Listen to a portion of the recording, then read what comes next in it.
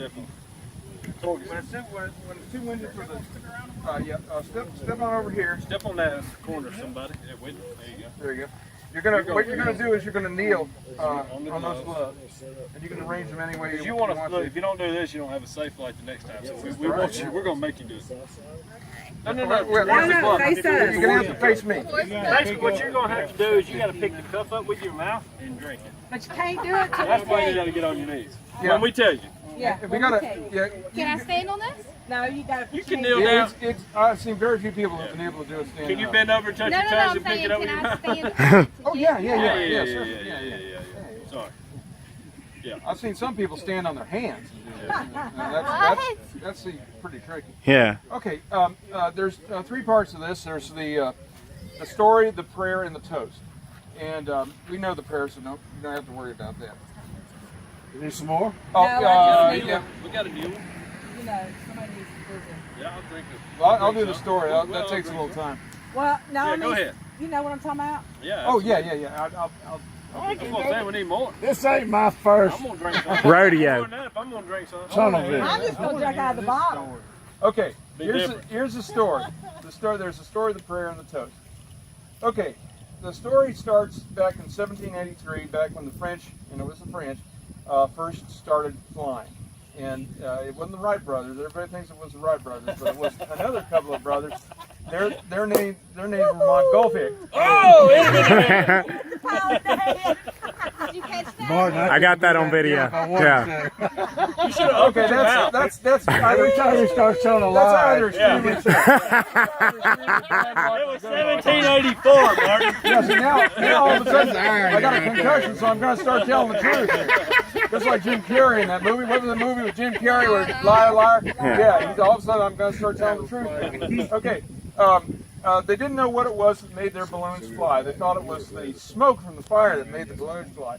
So they would make big billowing clouds of thick, greasy, nasty smoke in their fires to make the balloon fly. They throw in stuff into the fire like wet hay and old boots and cow dung and all sorts of nasty stuff. I like cow dung. So, but some crew people do. And so ballooning was not only a noisy and somewhat hazardous sport, but it was also smelly and nasty and greasy. It was kind of the NASCAR of its day. And so when a pilot took off in these, and they were enormous balloons, been much bigger than the ones we had today, and they'd have this big bonfire with all this nasty stuff smoking around in it, and they'd fly for a little while, and then they'd land in a field. And they'd probably land in a field kind of like the first one that we landed in today, where the landowner wasn't all that happy to see it. And the landowner would look up and he'd see this thing coming down into his field and hitting the ground, and people and cargo and passengers and smoke and fire just spewing out all over the place. Yeah. And this thing Yeah. bouncing across his I heard he had a nice field. shotgun in his hand He'd think it too. was some horrible monster. No, trying the to guy kill his yesterday. people, so he would grab Yeah. his pitchfork and start trying to kill the monster with the pitchfork, and that was the end of the balloon. So pilots soon realized they had to account for what's called landowner relations, which is why when I yelled at that guy, "Do you want us to fly on?" and he nodded his head, I flew on. So, but where the second place where we landed, everybody seemed pretty happy about that. So, but in France, back in 1783, the landowner relations was spelled champagne.